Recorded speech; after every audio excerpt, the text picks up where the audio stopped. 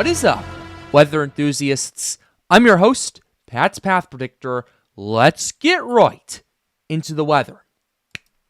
Alright, so here's the situation we have for you, ladies and gentlemen. We're going to be talking about the parts of the Atlantic. We're going to be looking at potential areas of tropical development that I'm watching out for, as well as the overall conditions that I am noticing for today. Also watching out for a potential area of interest. Actually, there is an area of interest for this in the Eastern Pacific and another potential one off the coast of Mexico as well. So we're going to be talking about that. It's going to be more of a hybrid video, so covering both the East Pacific and the Atlantic today. So with that being said, we're going to go ahead and dive right into it right here. Starting off, we have our National Hurricane Center forecast right here. Taking a quick gander at this, we have seen a pretty big escalation in terms of our probabilities for development. We now have a 70% chance of formation in the East Central Pacific in the next 7 days. When we talked about this yesterday briefly, we talked about this was a 20% chance. That 6 hours later jumped to 50%, and now we're all the way up to 70% in the span of 24 hours. So clearly the NHC is liking what the models are bringing with that. So let's go ahead and talk about this, and let's go ahead and read this out for you guys, as this is also going to be good practice for when the hurricane season starts heating up in the Atlantic. A broad area of low pressure is forecast to form early next week well to the southwest of the southern tip of Baja California. Environmental conditions appear conducive for additional development thereafter, and a tropical depression is likely to form during the middle part of next week. While moving westward to west-northwestward at 10 to 15 miles per hour across the western portion of the East Pacific. 70% chance in the next 7 days. 0% in the next 48 hours, so this does appear to be more of a long-term threat.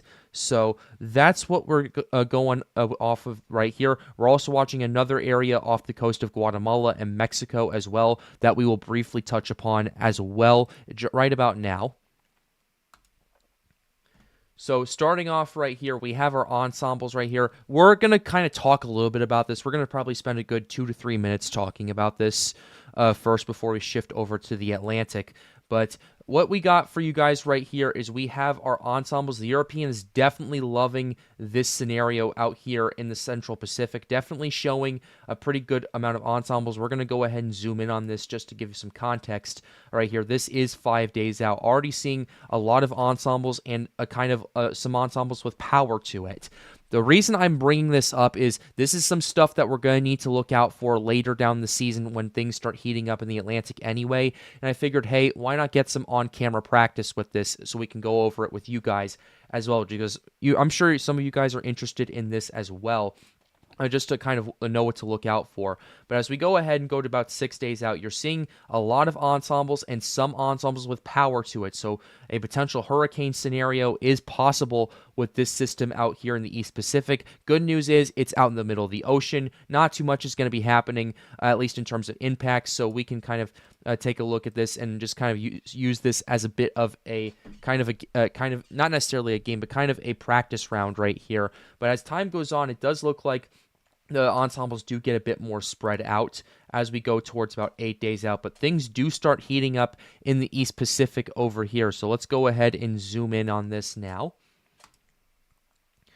Looking at this is for June 6th. The European is already liking some ensembles and some stuff, models picking up on potential tropical development off the Central America. If you're in El Salvador, Guatemala, and Mexico, you're going to want to be watching out for that as well. As we go ahead and go to June 7th as well, you're seeing more of these scenarios. They are a bit scattered, I will say, but there's definitely quite a bit of power associated with these ensembles, so we need to probably wait a couple more days to see how concentrated these will get.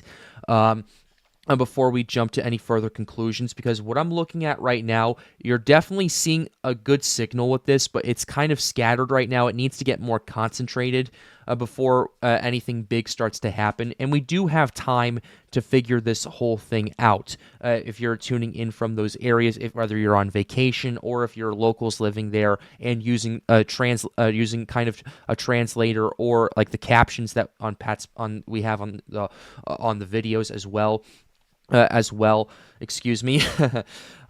You could definitely keep a very close eye on this as well. So going ahead and going out to about 10 days out before we shift over, you're definitely looking at a bit of a concentrated signal regardless. It's just scattered in its approach, but it does have high power potential, and that doesn't necessarily surprise me because of the extremely warm waters that we have over in this part of the Eastern Pacific, as well as the fact that we're going to be seeing lower wind shear than average because of El Nino, stronger than average in the Atlantic, weaker than average in the Eastern Pacific, so definitely something to pay attention to and to keep in mind. Briefly taking a quick gander at the GFS as well. The GFS ensembles definitely showing their fair share as well, definitely showing their fair share of ensembles, and it's even a few with a little bit of power associated with it, but it's kind of more so the European that is driving this potential situation right here. So that's something to keep an eye on and something interesting that I am paying attention to, and we'll keep you updated in the next few days as we get more data and the NHC starts to take up notice from this. But now shifting over to the Atlantic, we're going to be what we're going to be doing today is we're going to kind of talk about looking at models. We're going to be looking at conditions as well, because what I want to establish is, number one, what kind of hazards are we potentially looking out for in the short term and then the long term, and number two, what are the conditions going to be like for at least long-term long-term tropical development. And with that, we're actually going to introduce a feature on the European model known as our U-wind anomalies. What is U-wind? Well, to kind of sum it up, what these kind of register is, are there stronger or weaker trade winds, or rather winds that blow from west to east than average, what that ultimately does is that increases your wind shear potential right there. So normally the flow that we do see across much of the Atlantic is from anywhere in the tropics is from east to west. And if you're seeing strong westerlies, then that's going to increase your wind shear. So essentially, what we're looking at right here is: are we seeing a stronger or weaker wind shear? And ergo, is this going to be more favorable or less favorable for tropical development? In terms of the Atlantic, the purple over here is generally favoring stronger trade winds ultimately, and your stronger wind shear than anomalies than average, which isn't as favorable for tropical development. But the red over here is more favorable for tropical development, and we can kind of emphasize that, and we can kind of talk a little bit about this as well. As you can see, and it's not necessarily that surprising right here. It is early in the season. Your U-winds anomalies right here, especially in the tropics, are definitely stronger than average. That's not necessarily too surprising. We saw this in years past. For sure, we saw this in 2023, 2024, and 2025 in late May and early June across much of the tropics. I do find interesting your weaker trade winds and your stronger than average, not stronger than average, but maybe more favorable tropical conditions over here in Florida, Cuba, and the other parts of the Greater Antilles as well. Definitely favoring a bit more mesoscale tropical convection over there for sure for the short term. And then as we go ahead and get towards our 5-day averages, this is the week out. Right here, definitely noticing a bit of a shift right here. Definitely noticing weaker trade winds as well. Definitely noticing a bit with that as well. And another thing that I do want to highlight as well is the red and the purple can potentially indicate are the waters going to start warming up, or are they not going to warm up as much? And if you see more red, especially in the tropics, that because there's weaker trade winds, that ultimately will allow for more warming of the water, because there's not as much mixing, there's not as much upwelling of the waters, at least on the surface or anything like that. So kind of at least early in the season, what I'm using this for is, okay, maybe the winds shear is still going to be there, but is the water temperature going to start rising in these regions or not? And based on what I'm seeing, the big areas that are going to really start warming up over here are going to be in the Greater Antilles, in parts of the subtropical Atlantic, and in the Gulf region as well. You're going to want to pay attention to that as well. At least in the Caribbean, it's going to slow down the potential warming over there as well. I know the anomalies as of recent have plummeted over there in terms of from above average to below average, and this is a big reason why, because you have these stronger trade winds causing upwelling, but those trade winds do start to back off quite a bit. And as we get towards the middle to later part of June, you do see more of a mixed signal right here. That would kind of the more oranges right here would favor more warming and potential more ocean heat content for sure as well in these regions over here, but and also kind of not as strong trade winds either. So that could definitely play into something potentially interesting happening down the line. The reason I'm looking at this once again is to look at our long-term threat first, and then we can go ahead and move on to the models and talk about those. So this is just something I'm introducing. This is just something I'm kind of showcasing to you guys to kind of get your interest piqued a little bit on this, because we are going to be using this semi-frequently for sure. So that's kind of the situation we're looking at right here. So overall, what I'm seeing is in terms of where your water temperatures are going to warm and where your shear is going to weaken, it's definitely going to be in this part of the main development region and in the Eastern Caribbean Sea, along with the Gulf region as well. So we're going to have to pay attention to that in the next couple of weeks, and we'll continue to keep you updated as time continues to go on. But now let's go ahead and get to our models and talk about and go ahead and show you what we may be seeing down the line, and then we'll be talking about our conditions. So starting off, we have our European. Here is the 0Z Euro that we have showed for you right here. Definitely kind of saw something interesting happening yesterday, where we were looking at a rather somewhat disorganized tropical system potentially developing either in the Caribbean or in the Southern Gulf, and then potentially heading towards Texas and Louisiana as well. So that's definitely something that I want to take a look at and kind of follow up on and go, okay, is this potentially possible? Could we potentially see this? And we're going to go ahead and zoom in to the Western Atlantic just to take a quick gander at this. So taking a quick look at this, it does look like you have the system's doing its best to get its act together. It is still remaining a rather disorganized mess at this current point, but you definitely do start seeing the potential formation of a low pressure system over here. You start seeing that starting to close off by about 6 days out. So this will be it'll be in the overnight hours of June 4th. And then you kind of start seeing a relatively weak low that kind of starts to make landfall towards Louisiana, Mississippi, those areas right there, looking like tropical depression, maybe a very weak tropical storm strength at the very most. But ultimately, the main hazard is going to be flash flooding. Definitely some gusty winds for sure, as it moves not just through Louisiana, but also across much of the deep south as well, and brings a ton of rainfall from there all the way through Georgia into the Florida Panhandle as well. So that's definitely something that I'm paying attention to. Could we see some tropical development out of that? Well, taking a quick gander at your vorticity, at least according to the European, we can kind of pinpoint, excuse me, it's taken a second.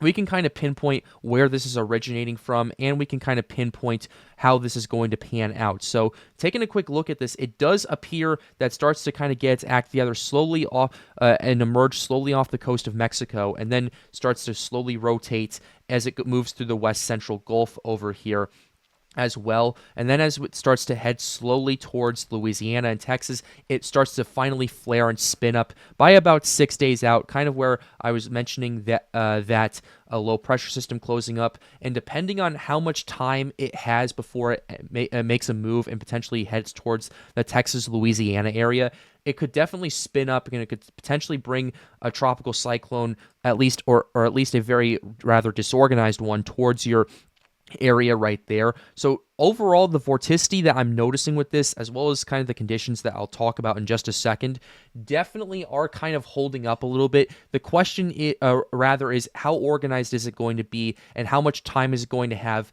from the time that the vorticity kind of wraps around and the system starts to close off its low pressure system to when it makes landfall. So that's something that you're going to want to watch out for, and we'll continue to pay attention to here for sure. So that's your European vorticity. Just out of my own curiosity, I do want to take a quick look at the wind shear as well, to go, okay, we're looking at the surface, we're looking at our vorticity, what's the wind shear and what's the moisture going to be like? So we can kind of dissect all of that, because the waters are going to definitely be more than warm enough, and I will show those in just a second, but while I'm on this page, might as well show the shear and the dry air aspect of this as well. So As we go ahead and start to about not 6 days, rather 5 to 6 days out, you do start noticing a bit of wind shear starting to intrude much of the Gulf region. There is, interestingly, a pocket of wind shear that starts to emerge over here in the western Gulf, and you're also noticing a little bit less shear, potentially causing an opening from Texas right here, potentially heading towards the Gulf. So by the time we get to 10 a.m. on June 3rd, Central Time, you're looking at a pretty decent-sized pocket of low wind shear that could allow for some tropical development to take place if the vorticity starts to spin up pretty quickly.